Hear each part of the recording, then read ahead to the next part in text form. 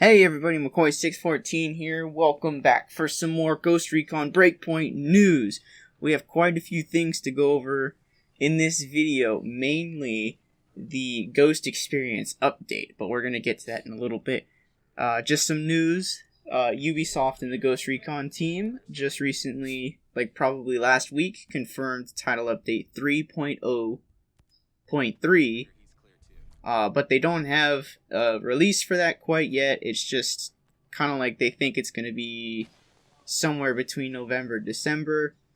So, excited for that.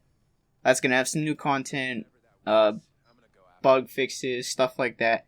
It's weird that the Ghost Experience update isn't included in that, or at least there's conflicting reports of that, but that's not what I'm going over.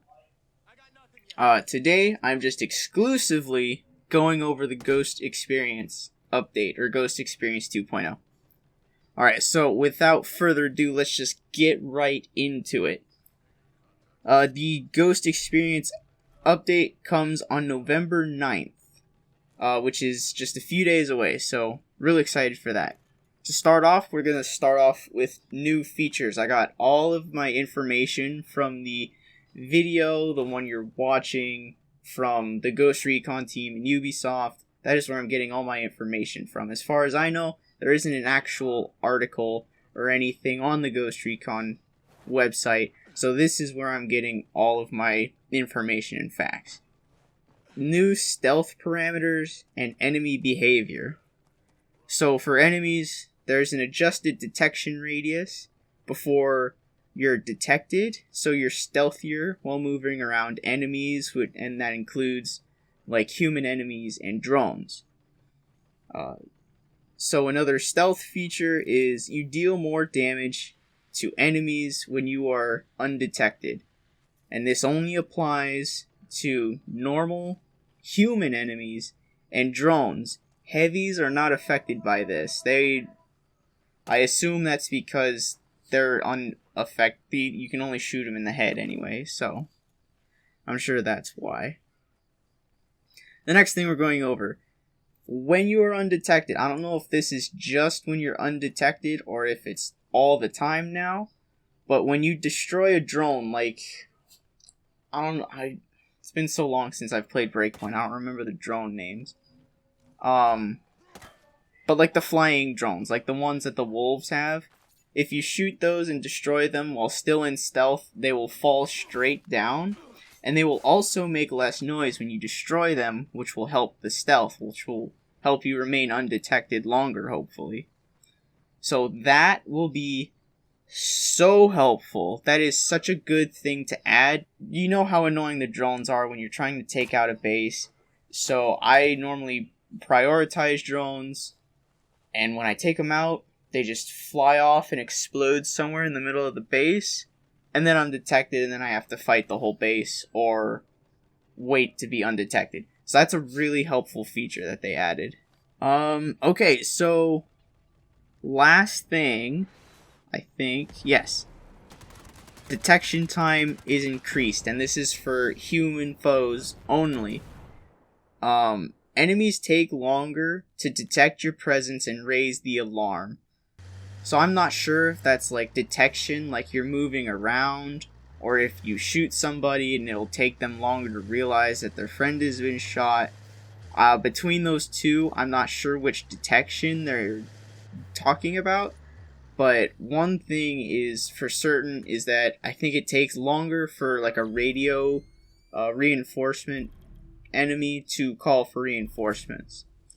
So for the specifics, it's reduced range and less spread of alarm. So not all of the base will be alarmed to your presence, and I guess less enemies will be aware of your presence if a gunshot goes off. So that's going to be very helpful. So this is, next thing we're going to talk about is a brand new feature coming to Ghost Recon. I think this is just amazing. This is an amazing feature. They took it straight out of the Hitman book. It's a bullet lure. So the player can throw a bullet and distract or lure enemies to a different location. That is like the same exact game mechanic from Hitman, and I love it. It is perfect for Ghost Recon. So glad they added this. So you can either lure a single enemy or groups of enemies. So I'm sure it's going to be really similar to how the Engineer's Ammo Pack works. Alright, so the next feature, this one's going to be an update, is an update to the item wheel. So in the video, they say that there's smoother navigation of the item wheel, which I know I've definitely had problems with selecting the specific item that I want to pick. I'll sometimes choose like all the way over on the other side of the wheel, which is super annoying. So it's good to hear that they're going to be updating that. And then not only that, but they're going to be adding more items to the item wheel, which is just awesome, great. I hate having to go into my inventory and having to pick out what items I want to be using.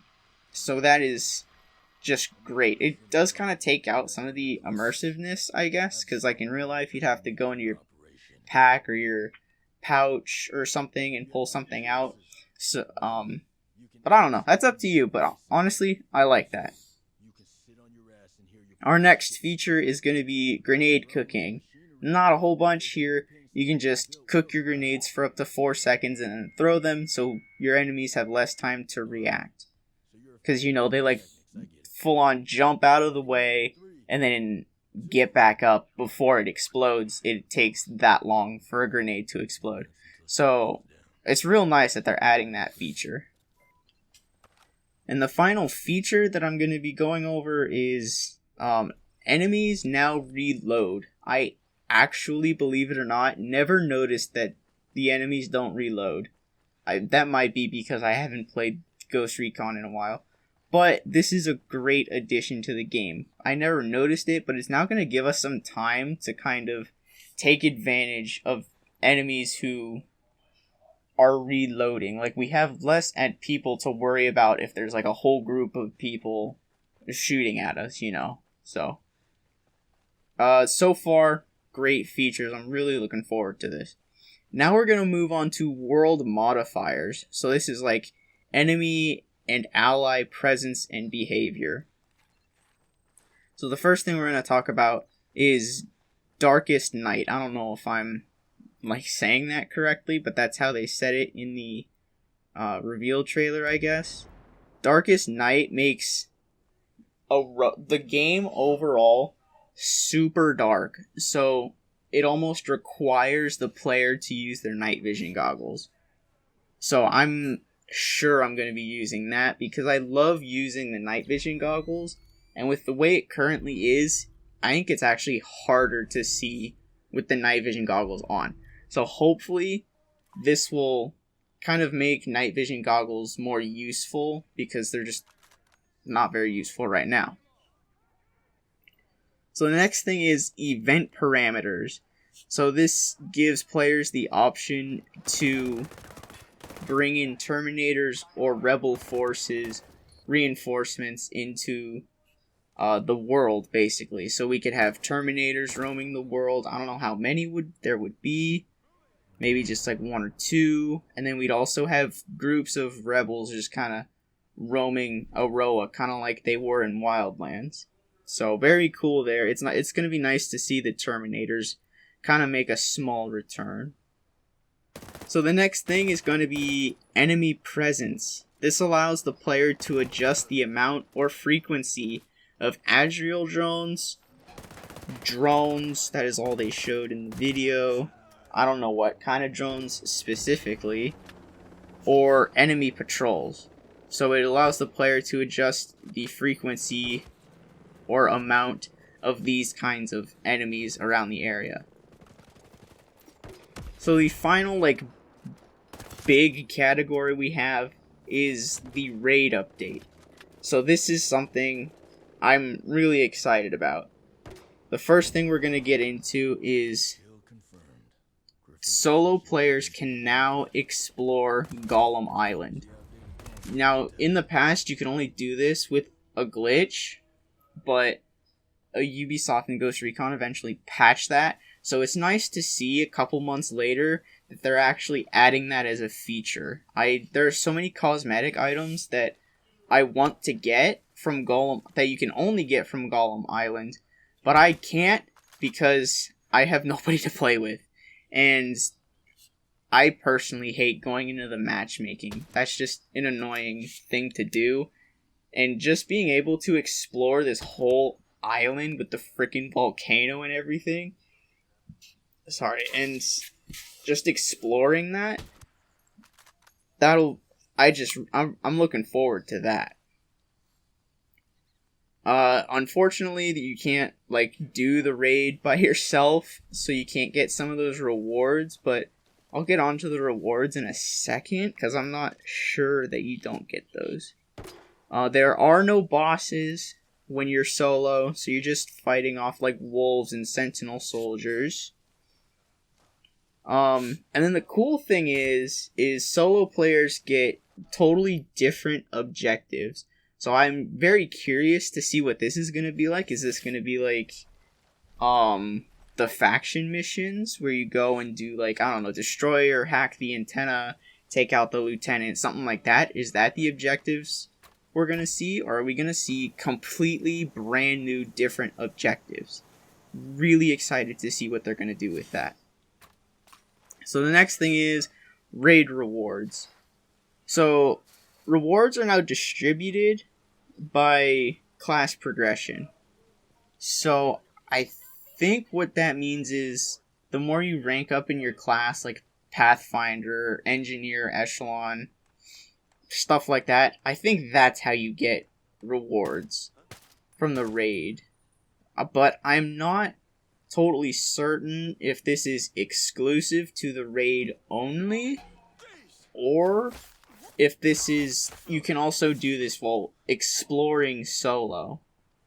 I really wish they could clear that up, because I really want some raid rewards like the wolf mask and stuff like that. So the next thing on raid rewards is players rank 20 and up can now access Golem Island. So there used to be a level cap on when you could enter the raid. But with this, players rank 20 instead of rank 30 or gear score 150, depending on how you're playing, can now access Golem Island. So that's cool, giving lower players the chance to experience Golem Island.